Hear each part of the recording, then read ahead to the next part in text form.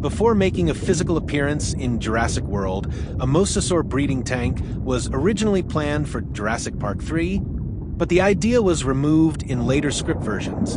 In the Jurassic World storyboard, the Mosasaurus was initially depicted with a serpentine body and horizontal stripes, which were inaccurate representations. The original plan for the pterosaur attack included the monorail collapsing into the Mosasaurus lagoon. A pteranodon would have attacked a passenger hanging onto the monorail before being pulled into the water by the Mosasaurus. Other pteranodons would have attempted to save their companion, but failed as the Mosasaurus escaped with its prey. One early concept for its enclosure included a shark tunnel, where the Mosasaurus was seen eating a fallen person. Director Colin Trevorrow later introduced the idea of the Mosasaurus feeding show and a facility that cloned sharks as its food source. Industrial light and magic made the Mosasaurus larger than its real-life counterpart to enhance its presence in the final battle against Indominus Rex.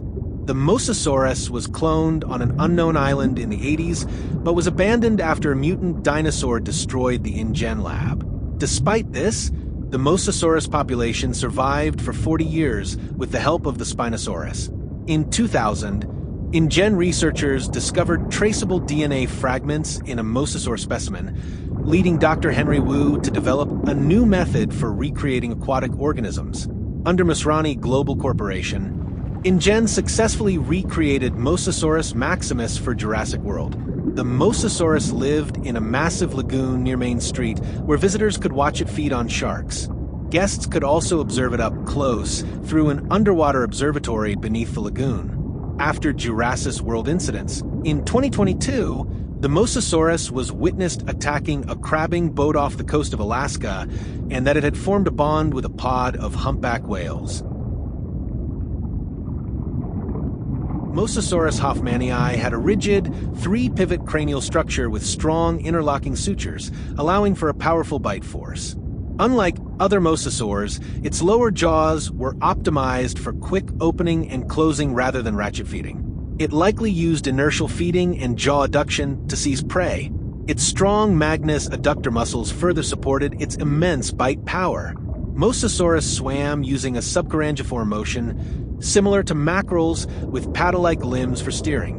Bone damage in fossils suggests frequent exposure to strong shearing forces. Studies indicate it was endothermic, maintaining a stable body temperature independent of the environment. Its metabolic rate was higher than modern squamates, giving it increased stamina for hunting. Large eye sockets and sclerotic rings suggest excellent vision, though its sense of smell was poor. Mosasaurus likely hunted near the ocean surface, preying on fish, sharks, cephalopods, birds, turtles, and even other mosasaurs. Its low isotope levels suggest it was an apex predator consuming lipid-rich prey. Stomach contents of some specimens confirm it could dismember large prey. Fossil evidence suggests it may have taught offspring to hunt. Intraspecific combat was common, with fossils showing bite wounds from other Mosasaurus individuals. Some injuries indicate lethal fights, while others healed, suggesting a resilience to combat wounds. Physical traumas and bacterial infections were observed in multiple fossils, sometimes leading to severe bone damage. Avascular necrosis was widespread, implying deep or repetitive diving behavior. Tail vertebrae fusion in some specimens may have resulted from shark attacks or arthritis.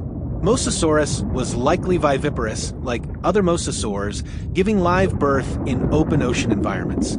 Juvenile fossils suggest they were precocial, able to swim efficiently without needing nursery areas.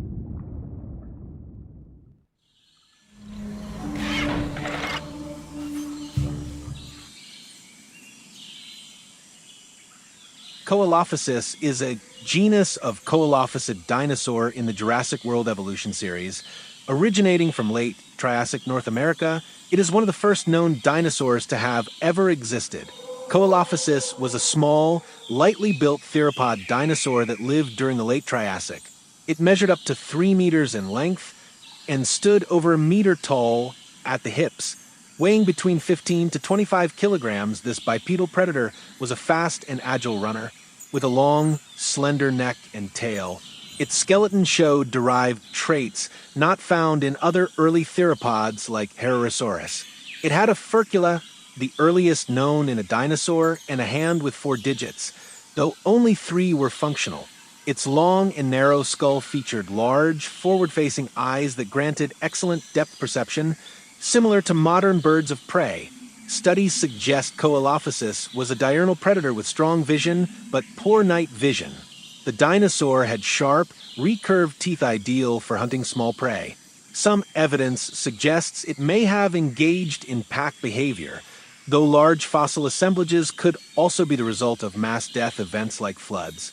Earlier claims of cannibalism have been largely refuted, with newer research suggesting misidentified bones.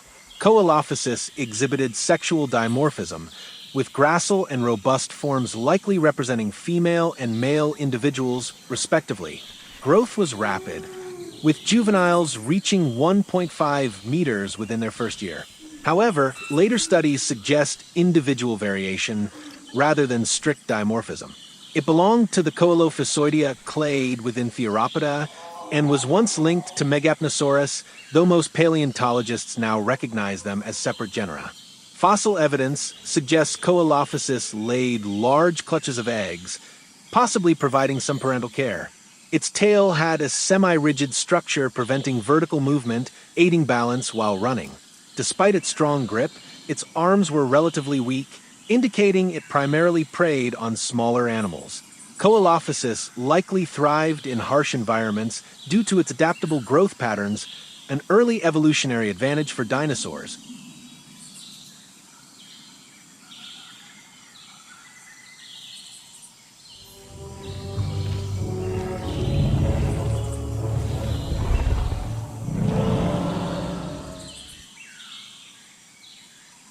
Working for the original Jurassic Park in 1993, Dr. Laura Sorkin discovered that Torosaurus is only an adult form of Triceratops rather than a distinct genus.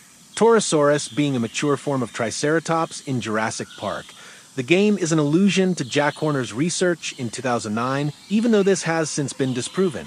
Torosaurus, first classified in 1891, was traditionally placed in the Chasmosaurinae subfamily, separate from Triceratops. However, modern analyses show a close relationship between the two. A major debate emerged over whether Torosaurus is actually the fully mature form of Triceratops rather than a distinct genus. This hypothesis, proposed in 2009 by John Scannella and Jack Horner, argues that Triceratops individuals underwent significant skull changes with age, developing larger frills and parietal fenestrae characteristic of Torosaurus. Their research on skulls from the Hell Creek Formation supported the idea that Torosaurus specimens represent the final growth stage of Triceratops. They highlighted metaplastic bone properties, which allow reshaping during aging, and suggested that bone fenestration reduced skull weight in older individuals. However, the hypothesis faced several challenges, including the rarity of Torosaurus fossils, the apparent lack of transitional forms, and differences in frill ornamentation. Critics, including Andrew Fark and Nicholas Longrich, argued that no clear evidence supports a gradual transition from Triceratops to Torosaurus. Longrich's study identified subadult Torosaurus specimens contradicting the Toromorph theory. He also pointed out structural differences in the squamosals and epiparietals that are not explained by growth alone. Fark's morphometric research further indicated that Torosaurus skulls retain distinct proportions throughout their development, suggesting a separate taxon.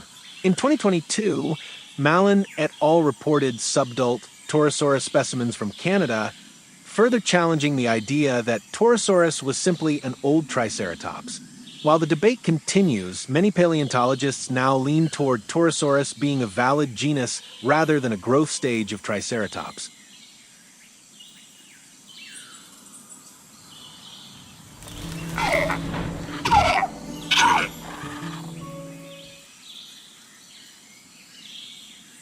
Although Archaeornithomimus was not known to have been cloned by InGen, in 2015, Claire Deering, the park manager of Jurassic World, once commented on the dinosaur's lengthy name, to justify the naming of the Indominus Rex as something that kids should be able to pronounce in 1972, Dale Russell studied ornithomimid dinosaurs and identified a new genus, Archaeornithomimus, from fossils previously attributed to Ornithomimus.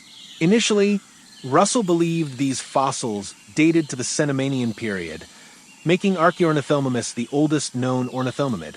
However, later research placed it in the late Campanian period, about 70 million years ago, contemporary with other ornithomimids. Despite this, the name Archaeornithomimus remained. 2 additional species were once assigned to this genus, but their validity is doubtful. Archaeornithomimus affinis, originally linked to Ornithomimus affinis, was later determined to belong to a different small theropod. Archaeornithomimus bisectensis, named from a single femur found in the Bisecte Formation, was thought to date to the Turonian period, but its classification remains uncertain. Today, only Archaeornithomimus asiaticus is considered valid. Like other ornithomimids, Archaeornithomimus was a long-legged, fast-running dinosaur with a long, high-carried tail for balance. Its skull remains unknown, but was likely toothless with a beak, similar to its relatives. Its diet is uncertain. Its beak could have been adapted for plant browsing, insect consumption, or catching small vertebrates.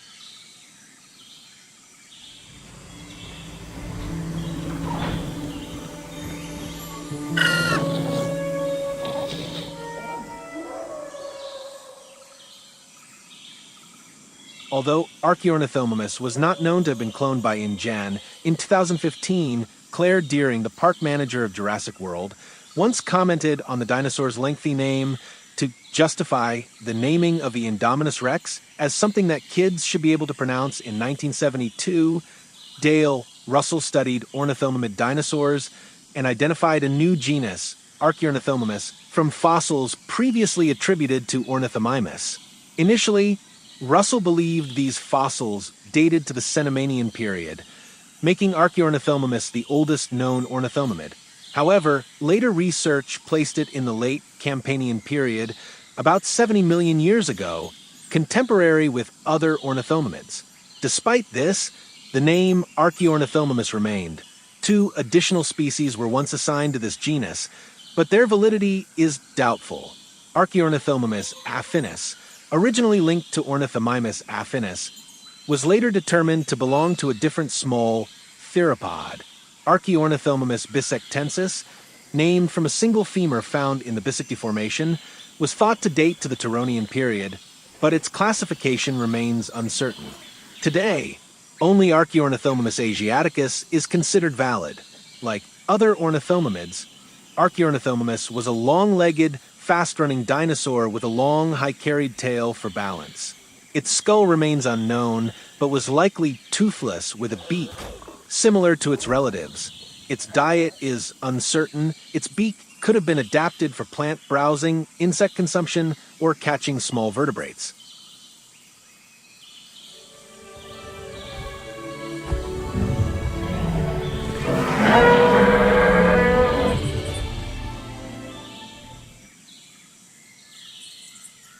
Parasaurolophus, despite appearing physically in the first 3 films, is absent from the scripts of the aforementioned films, or is at least not mentioned by name. In Jurassic Park, the parasaurs appear to have filled the role of both Hadrosaurus and Maiasaura from the novel, most notably the former, as both Hadrosaurus in the novel and Parasaurolophus in the film lived alongside a species of sauropod at a watering hole. Concept artist Mark McCreary designed the dinosaur using a duck's bill as a reference for its mouth and deer-like eyes to create a gentle look. 2 color schemes were considered, one with beige and dark gray tones, and another with red and tan hues. The final film features a greenish Parasaurolophus with a black back.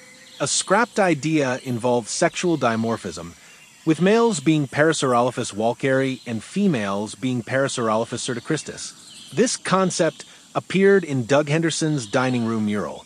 Some media incorrectly stated that Parasaurolophus was cut from the film, though a herd is visible at the watering hole. For The Lost World, an alternate opening featured a Japanese fishing boat pulling up a Parasaurolophus carcass before it sank. Although this scene was removed, the 6 meters carcass appeared in the Tyrannosaurus nest and later in Jurassic Park 3. In early script drafts, Dieter Stark was supposed to capture a Coelophysis instead of the Parasaurolophus named Elvis. This was later changed, but the Coelophysis was referenced in the film through a hunter's fact sheet, and Roland Tembo misidentifying Elvis as a Coelophysaurus. Parasaurolophus was cloned by InGen on Isla Sorna, where they were raised before being transported to Isla Nublar for Jurassic Park. They lived in the Brachiosaurus enclosure and were seen at the watering hole by the endorsement team. During the Jurassic Park incident, when Dennis Nedry disabled the security systems, the Parasaurolophus were able to roam freely. Their fate after the incident remains uncertain, but InGen reports from 1994 confirmed at least 9 survivors on Isla Nublar. After Hurricane Clarissa hit Isla Sorna, InGen personnel evacuated, releasing the Parasaurolophus into the wild. They adapted by consuming lysine-rich plants and coexisted with various dinosaur species, including Gallimimus, Brachiosaurus, and Stegosaurus. They even formed mixed herds with Coelophysaurus. The InGen hunters captured a male Parasaurolophus that their leader, Roland Tembo, named Elvis because its crest resembled a pompadour like Elvis Presley had.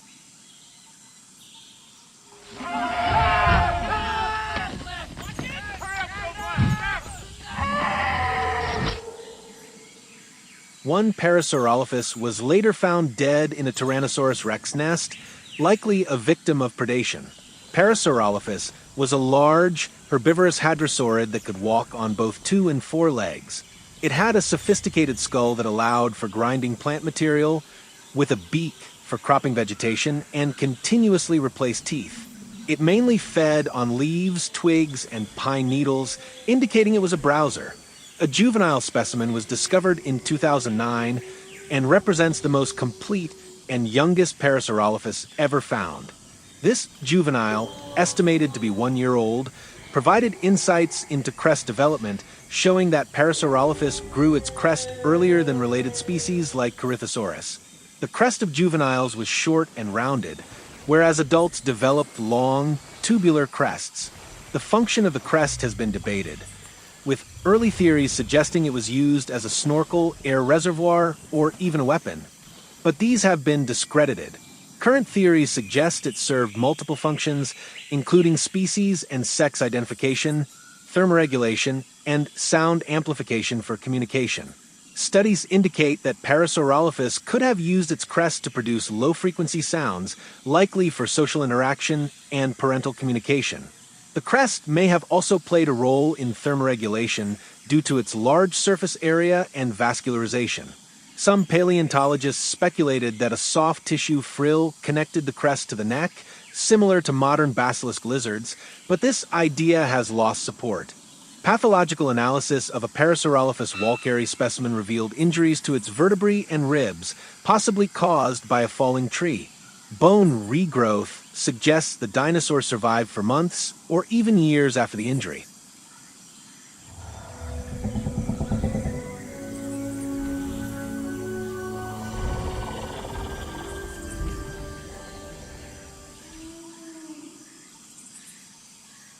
In some editions of the Jurassic Park novel by Michael Crichton, Apatosaurus is replaced by Camarasaurus. They rather inconsistently, it is replaced by Brontosaurus or Apatosaurus once more.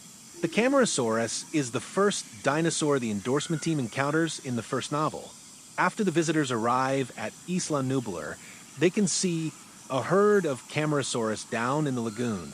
The herd consists of 17 members, side by side with Hadrosaurus and Maiasaura.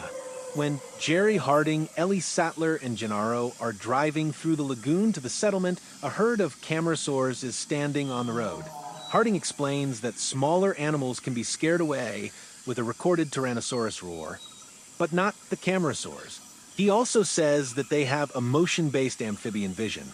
In real life, Camarasaurus fossils were very common. Over 500 specimens are known. The neck of Camarasaurus was of only moderate length by sauropod standards. It was composed of 12 vertebrae. Most of the cervical neural spines were bifurcated, with more vertebrae developing bifurcated neural spines as the animal grew. As in other sauropods, the vertebrae of the neck and torso contained chambers that in life were filled by air sacs connected to the respiratory system. The air sacs could take up more than half of the space inside the vertebrae, making them as highly pneumatic as the bones of birds. Previously, scientists have suggested that Camarasaurus and other sauropods may have swallowed gastroliths to help grind the food in the stomach, regurgitating or passing them when they became too smooth. More recent analysis, however, of the evidence for stomach stones suggests this was not the case. The strong, robust teeth of Camarasaurus were more developed than those of most sauropods and were replaced on average every 62 days, indicating that Camarasaurus may have masticated food in its mouth to some degree before swallowing. Other findings indicate that Camarasaurus spp preferred vegetation different from other sauropods, allowing them to share the same environment without competing.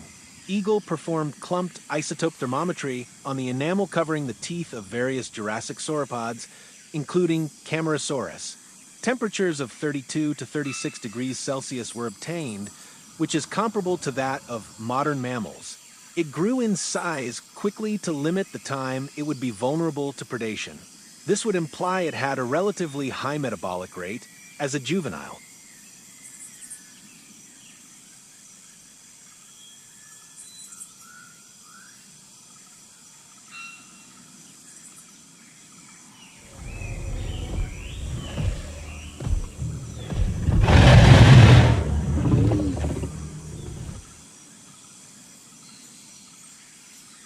Qianzhousaurus was a long-snout tyrannosaurid discovered in southern China in the Nanxiong Formation during construction in 2010.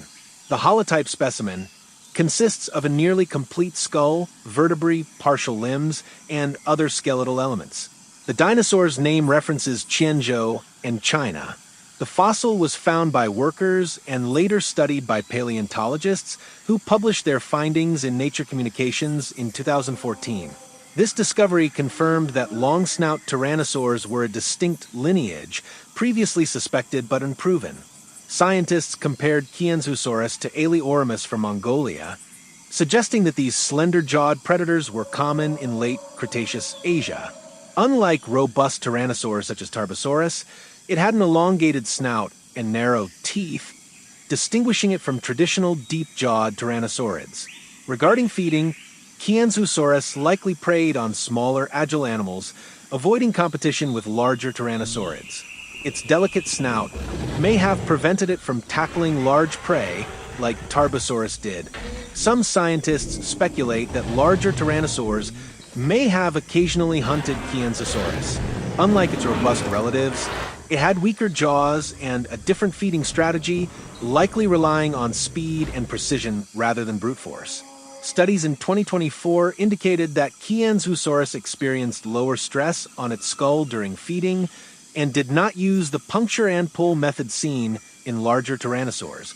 Despite its adaptations, Aleoramins like Qianzhousaurus were only found in Asia, leaving questions about why they did not spread to other continents.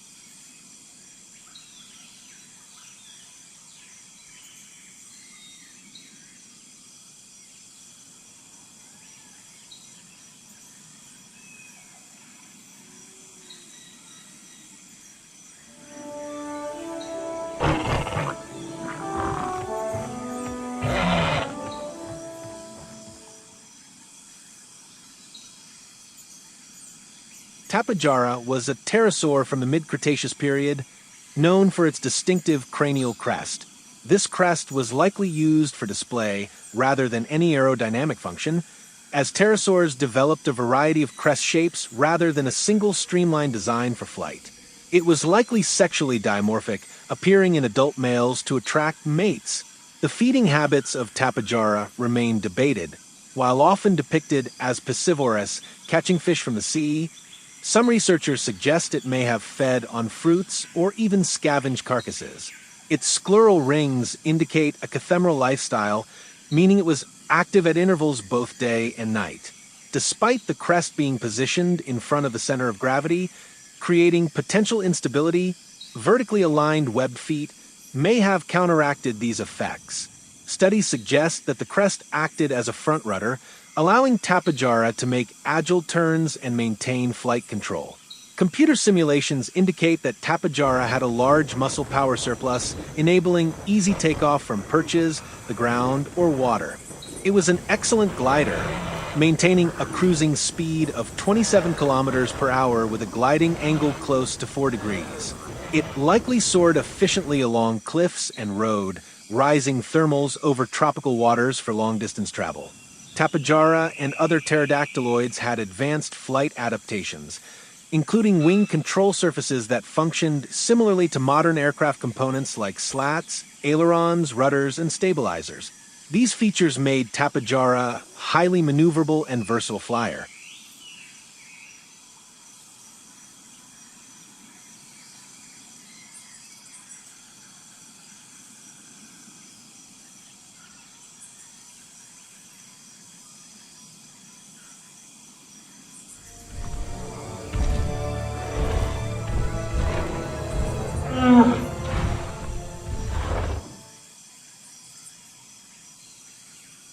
In Jurassic Park, the sick Stegosaurus from the novel was replaced with a sick Triceratops in the first film. However, due to overwhelming fan demand, Steven Spielberg ensured Stegosaurus appeared in the sequel. Concept artist Mark McCreary had regretted the absence of Stegosaurus in Jurassic Park, and Spielberg made it his mission to feature the dinosaur in the Lost World. 2 animatronic Stegosaurus models were created, one adult and one juvenile. The adult animatronic, built by a 5-person team led by Mark Matra and Scott Stoddard, measured about 5 meters tall and 8 meters long. At the time, it was the second largest creature ever built by Stan Winston Studio. The juvenile animatronic, nicknamed Claire, was sculpted by Dave Grasso and mechanized by Bob Mano. It measured about 2.4 meters long and 1.2 meters tall. The film also used CGI to depict the Stegosaurus, but its size varied depending on the dramatic needs of each shot. In some scenes, the dinosaur appeared as long as 14 meters. Despite these inconsistencies, Stegosaurus became a memorable addition to the Jurassic Park franchise. InGen successfully recreated 11 Stegosaurus on Isla Sorna, raising and feeding them in captivity. The species was likely intended for Phase 2 of Jurassic Park, as its name appeared in the cold storage room, though it was misspelled as Stegosaurus. When Hurricane Clarissa struck, InGen personnel abandoned the island, releasing the Stegosaurus into the wild. They adapted by feeding on lysine-rich plants, since they no longer had access to lysine supplements. The exact number of Stegosaurus that survived remains unknown. In 1997, the gatherers encountered a small herd near a riverbed, consisting of a pair bond, a subadult, and an infant named Claire. Dr. Sarah Harding approached the herd to take photographs, but startled them when her camera made noise. Seeing her as a threat, the adults attacked, forcing Sarah to hide in a log, while a male struck it with his thagomizer. The herd soon retreated. Later, Peter Ludlow's hunters captured an adult and an infant Stegosaurus, though it is unclear if the baby was Claire. These dinosaurs were later freed by Nick Van Owen and Dr. Harding. After the San Diego incident, another Stegosaurus herd was seen, including a juvenile that might have been Claire. When Masrani Global Corporation built Jurassic World on Isla Nublar, cloned Stegosaurus were exhibited in Cretaceous Cruise, the Gentle Giants Petting Zoo, and the Gyrosphere Valley. Stegosaurus was a quadrupedal herbivore from the late Jurassic, recognized for its double row of large kite-shaped plates along its back and 2 pairs of spikes on its tail. It grew up to 7.5 meters long and weighed around 5 metric tons. Its small skull and low head position suggest it fed on low-growing vegetation. Without front teeth, it likely used a beak to crop plants, while its small, triangular teeth were suited for grinding. Despite its large body, Stegosaurus had a notably small brain, leading to early misconceptions about its intelligence. Its hind limbs were significantly longer than its forelimbs, giving it a sloped posture. The purpose of its plates is debated, with theories suggesting thermoregulation, display, or species recognition. These plates were covered in keratin and may have allowed blood flow for temperature control. Its tail spikes, called a thagomizer, were likely used for defense, as evidenced by fossilized wounds on predators like Allosaurus. Trackway evidence suggests Stegosaurus may have lived in herds, possibly providing social protection. It fed on ferns, cycads, and other Jurassic plants, though its weak jaw structure makes its feeding mechanics uncertain. Some researchers speculate it could rear up on its hind legs to reach higher vegetation. Juveniles had smaller plates and spikes that became more pronounced with age. Stegosaurus may have exhibited sexual dimorphism, with males and females differing in plate shape. Studies suggest it had a metabolism similar to modern reptiles, possibly making it ectothermic or gigantothermic. Despite its armored appearance, it remained vulnerable to large Jurassic predators.